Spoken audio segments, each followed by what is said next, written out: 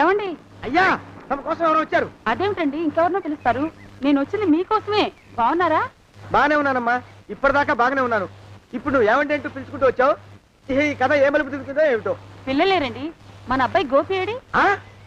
మన అబ్బాయి గోపియా? వాడు నాన్న కొంచెం తలనొప్పిగా ఉంది, ఇప్పుడే రైలు ఇంజిన్ కింద తలబెట్టి వచ్చేస్తానని వెళ్ళాడు. అమ్మాయి శాంతేది?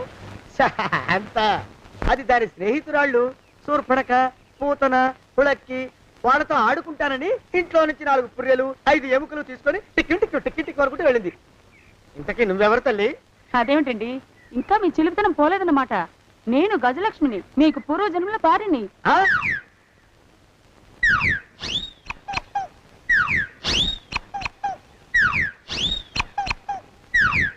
అయ్యా బాబోయ్,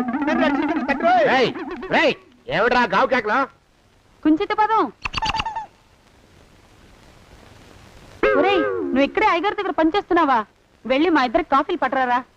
నేను కుంచిత పాదాన్న, నన్ను ఒరే అంటావా? నేను మీకు కాఫీలు తీసుకురావాలా? ఊరుకోమ్మా, కోపం వచ్చిందంటే సంవత్సరానికి 42 నెలలు చొప్పున అప్పుకు వడ్డీ కట్టారు మా శ్రీవారు. నీ సొమ్మేం పోయింది?